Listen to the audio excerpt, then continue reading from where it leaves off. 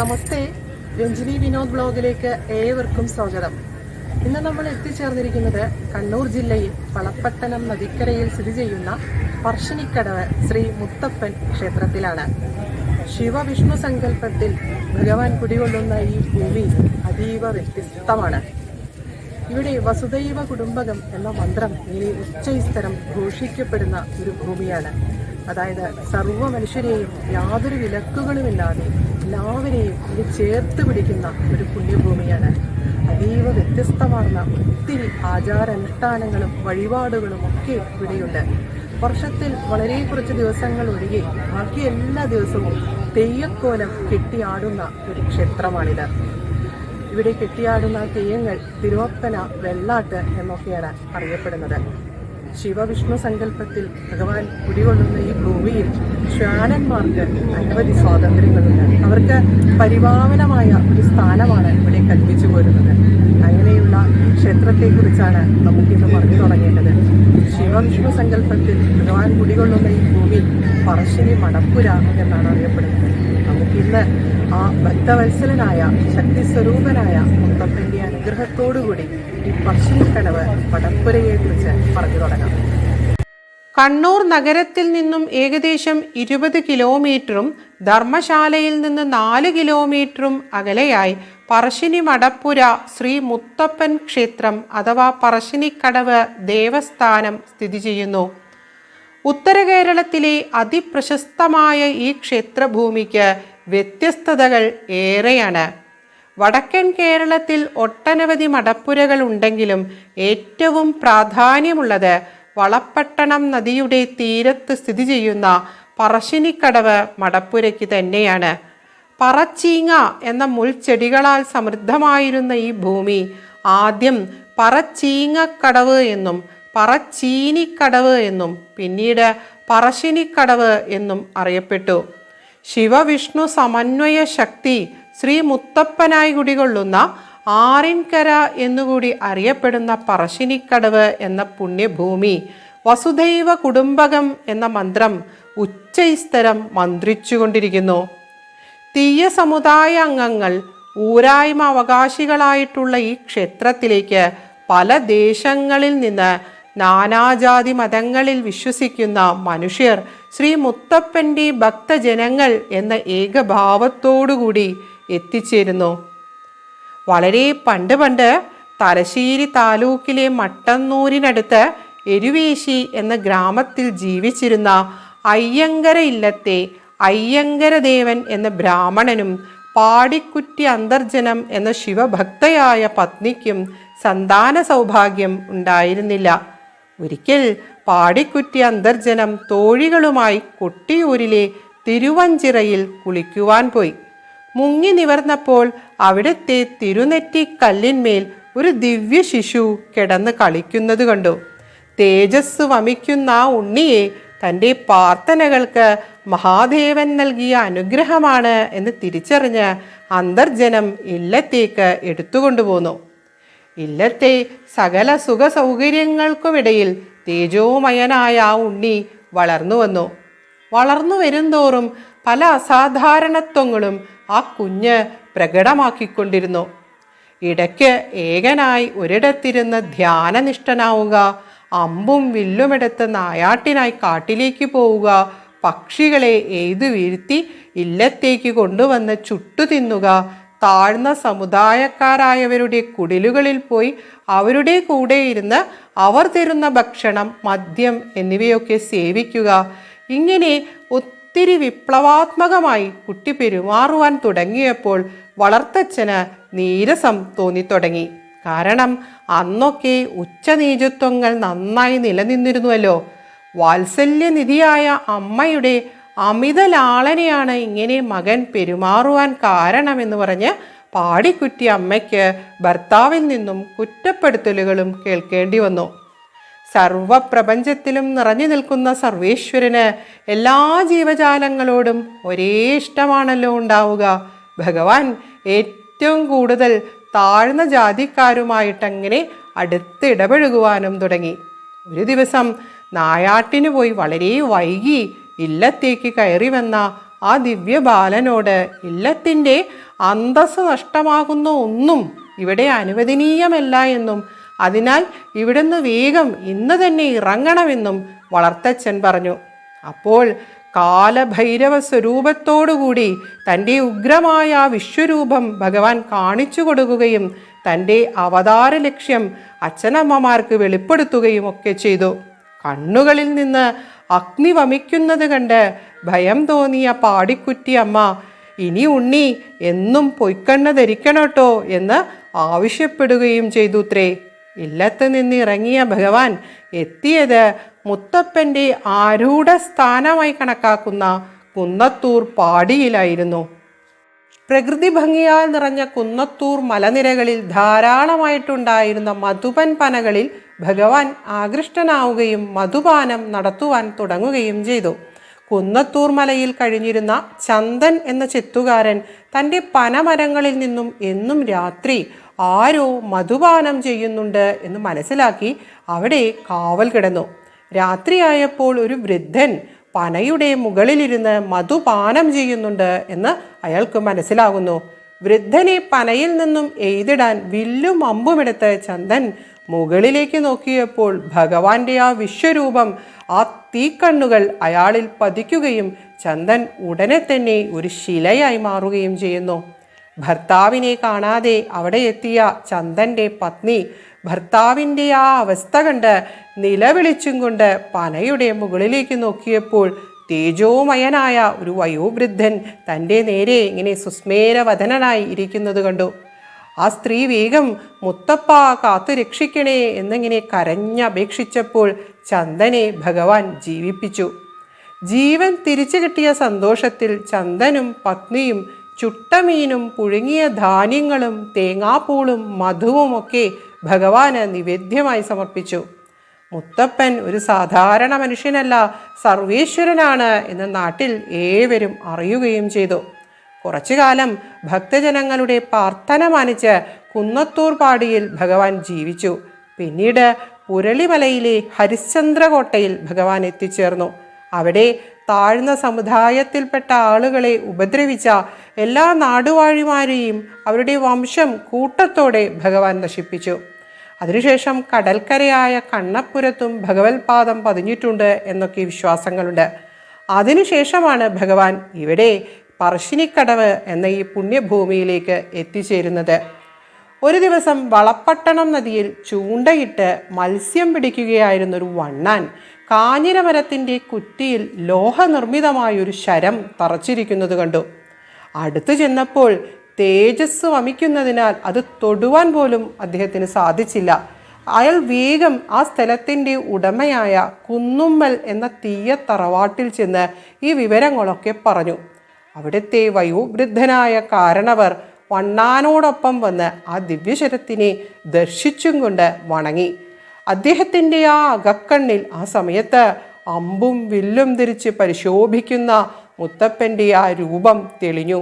അദ്ദേഹം വേഗം കുളിച്ച് ഈറനായി വിളക്ക് തെളിയിച്ച് പൂജാദ്രവ്യങ്ങൾ ശരിയാക്കി പനങ്ങളിലും മത്സ്യവും തേങ്ങാപ്പൂളുമൊക്കെ ഭഗവാന് നേദിച്ച് സംപ്രീതനാക്കി. അന്നു തൊട്ട് ആ കുടുംബത്തിൻ്റെ പരദേവതയായി മാറി മുത്തപ്പൻ. ഭഗവാന് ശ്രീകോവിൽ നിർമ്മിച്ച് ഭഗവാനെ അവിടെ കുടിയിരുത്തി ആരാധന തുടങ്ങി. ഭഗവാന്റെ ശരം ആദ്യം ദർശിച്ച വണ്ണാനും കുടുംബത്തിനും ഭഗവാന്റെ തിരുരൂപം കെട്ടിയാടുവാനുള്ള അവകാശം കൈവന്നു. പറശ്ശിനി മടപ്പുരയുടെ അവകാശികൾ ഭഗവാനെ ആദ്യം പ്രതിഷ്ഠിച്ച തീയക്കുടുംബത്തിലെ അംഗങ്ങളാണ്. ക്ഷേത്രത്തിലെ ഭരണാധികാരിയും പൂജകനും ആ കുടുംബത്തിലെ മൂത്ത പുരുഷനാണ്. മടയൻ എന്നാണ് അദ്ദേഹത്തിനെ വിളിക്കുന്നത്. ഉപകർമ്മക്കാരനെ കലശക്കാരൻ എന്നും വിളിക്കുന്നു. എല്ലാ സംക്രമ ദിവസങ്ങളിലും മറ്റു ചില വിശേഷ ദിവസങ്ങളിലും ഇവിടെ ബ്രാഹ്മണർ പൂജ ചെയ്യാറുണ്ട്. ആ സമയത്ത് നിവേദ്യങ്ങൾ അപ്പവും പായസവും പഴങ്ങളുമൊക്കെ ആയിരിക്കും. കിരാതരൂപം ധരിച്ച ശിവപാർവതിമാരുടെ പുത്രനായി മഹാവിഷ്ണു അവതരിച്ചതാണ് എന്നൊരു സങ്കല്പമുണ്ട്. മഹാദേവന്റെ കാലഭൈരവ സ്വരൂപവും ഈ ക്ഷേത്ര പ്രതിഷ്ഠയോട് ചേർത്ത് പറയാറുണ്ട്. ശ്രീകോവിലിൽ 2 പ്രതിഷ്ഠാ സ്ഥാനങ്ങളുള്ളത് ഒന്ന് ശിവനും മറ്റേത് വിഷ്ണുവിനുമാണെന്ന് പറയപ്പെടുന്നു. തിരുവപ്പൻ, വെള്ളാട്ട് എന്നീ 2 ഭാവങ്ങളാണ് ഇവിടുത്തെ സങ്കല്പം. ഈ 2 വേഷങ്ങളിലാണ് ഇവിടെ തെയ്യം കെട്ടിയാടുന്നത്.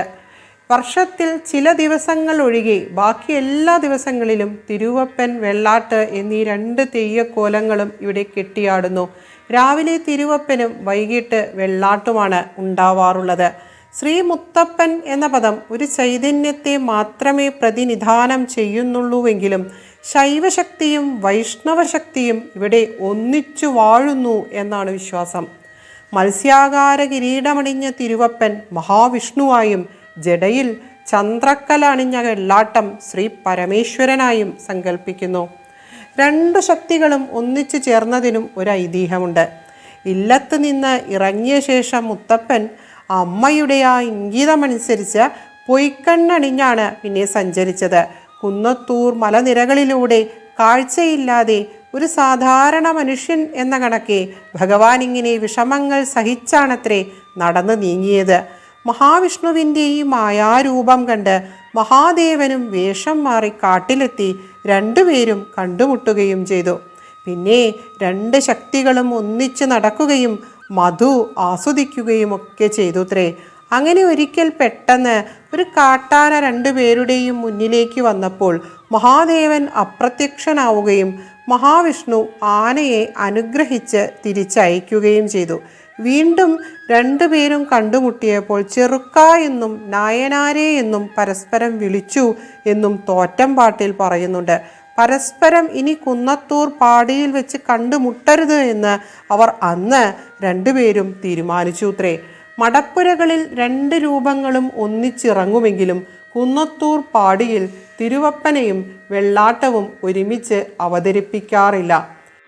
നായകൾ ഈ ക്ഷേത്രഭൂമിയിൽ നിറഞ്ഞ സ്വാതന്ത്ര്യത്തോടുകൂടി സ്വൈര്യവിഹാരം നടത്തുന്നത് അതീവ കൗതുകം ജനിപ്പിക്കുന്ന ഒരു കാഴ്ച തന്നെയാണ്. അവർ ഭഗവാന് ഏറെ പ്രിയപ്പെട്ടവരാണ്. ഈ ക്ഷേത്രഭൂമിയുടെ കാവലാളുമാരായി ആർക്കും ഒരു ഉപദ്രവവും ഉണ്ടാക്കാതെ നിറഞ്ഞ വിവേകത്തോടെയും സ്നേഹത്തോടെയും സഞ്ചരിക്കുന്ന അവർക്ക് ശ്രീകോവിലിൻ്റെ തിരുമുമ്പിൽ എത്താൻ വരെ സ്വാതന്ത്ര്യമുണ്ട്. തിരുവപ്പനും വെള്ളാട്ടും അരങ്ങേറുമ്പോഴും അവർ വേദിക്കരികിൽ തങ്ങളുടെ ആ സാന്നിധ്യം അറിയിച്ചിരിക്കും. ഭഗവാൻ നായാട്ടിനിറങ്ങുമ്പോൾ അവർ അനുഗമിക്കുന്നു എന്നൊക്കെ വിശ്വാസങ്ങളുണ്ട്. കാലഭൈരവമൂർത്തി ആയതിനാലാണ് വാഹനമായ നായക്കൾ ഇവിടെ ഉള്ളത് എന്നൊക്കെ വിശ്വാസങ്ങളുണ്ട്. നായക്കുട്ടികളെ പലരും ഇവിടെ വഴിപാടായി സമർപ്പിക്കാറുമുണ്ട്. ഈ ക്ഷേത്രത്തിൽ പ്രസാദമായി ഭസ്മം മാത്രമാണ് ഭക്തജനങ്ങൾക്ക് ലഭിക്കുന്നത്. തിരുവപ്പന, കരിംകലശം, ഊട്ടും വെള്ളാട്ടും, പയങ്കുറ്റി വെള്ളാട്ടം, പയങ്കുറ്റി, വിളക്കുംമാല, തുലാഭാരം എന്നിങ്ങനെയാണ് ഇവിടുത്തെ വഴിപാടുകൾ. വഴിപാട് നിരക്കുകൾ വളരെ തുച്ഛമാണ് എന്നതും ശ്രദ്ധേയം തന്നെയാണ്. ഇവിടെ എത്തുന്ന ഏവർക്കും എല്ലായ്പ്പോഴും ഭഗവത് പ്രസാദമായി വേവിച്ച വൻപയറും തേങ്ങാപ്പൂളും കട്ടൻ ചായയും ലഭിക്കുന്നു. അത് വഴിപാട് ചെയ്താലും ചെയ്തില്ലെങ്കിലും ഏവർക്കും ലഭിക്കുന്നു. ഉച്ചയ്ക്ക് പ്രസാദ ഊട്ടും ഇവിടെയുണ്ട്. ഊരായ്മക്കാരുടെ തറവാട് നിന്നിരുന്ന സ്ഥലമാണ് പിന്നീട് ക്ഷേത്രഭൂമിയായി മാറിയത്. തറവാടിൻ്റെ അറപ്പുരയിലായിരുന്നു ആദ്യം ഭഗവാനെ പ്രതിഷ്ഠിച്ചത്. അത് ശ്രീമൂല സ്ഥാനമായി പരിശുദ്ധമായി കാത്തുസൂക്ഷിക്കുന്നു. മുത്തപ്പനായി അവതരിച്ച സർവേശ്വരൻ അവതാര ലക്ഷ്യം നിറവേറ്റിയതിനു ശേഷം സ്വധാമത്തിലേക്ക് തിരിച്ചുപോയി, അഥവാ അപ്രത്യക്ഷനായി എന്നൊക്കെയാണ് വിശ്വാസങ്ങൾ.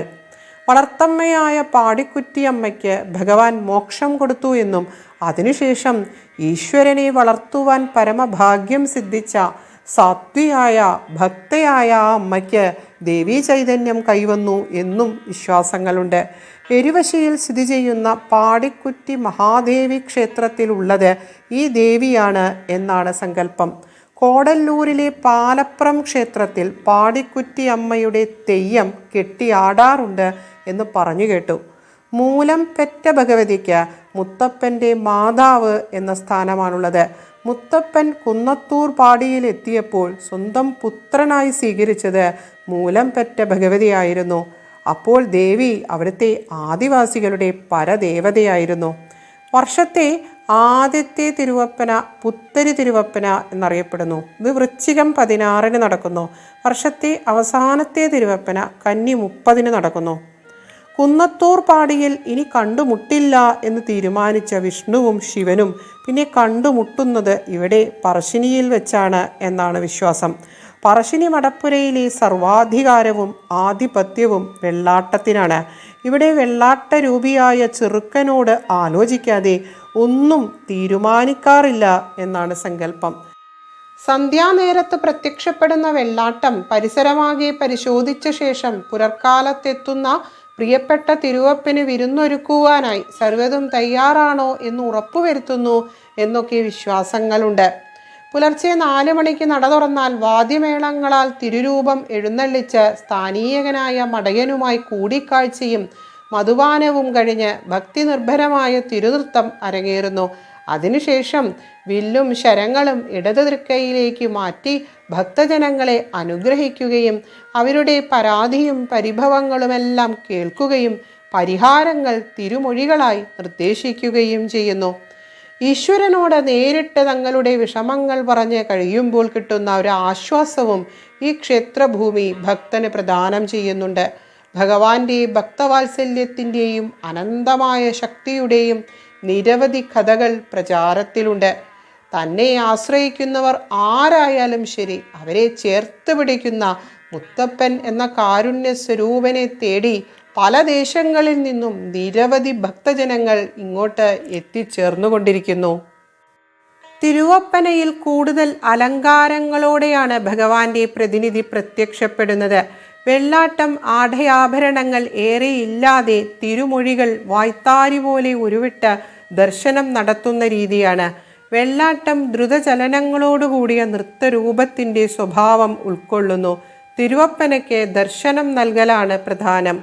അതിമനോഹരിയായി ഒഴുകുന്ന നദിയും നദിക്കരയിൽ സ്ഥിതി ചെയ്യുന്ന അതീവ വ്യത്യസ്തമാർന്ന ഈ ക്ഷേത്രവും ഒരിക്കലും മറക്കുവാൻ സാധിക്കാത്ത ദിവ്യാനുഭവങ്ങൾ തന്നെയാണ് സമ്മാനിച്ചത്. ശൈവസങ്കല്പവും വൈഷ്ണവ സങ്കല്പവും ഒത്തുചേരുന്ന ഈ ഭൂമി അനവധി പാഠങ്ങൾ പങ്കുവെക്കുന്നുമുണ്ട്. ഭൂമിയിൽ മനുഷ്യന്മാർ ഉണ്ടാക്കിയിട്ടുള്ള വേർതിരിവുകൾക്കും വിലക്കുകൾക്കും ഉച്ചനീചത്വങ്ങൾക്കുമെല്ലാം അപ്പുറത്താണ് ഈശ്വരൻ എന്ന സത്യം.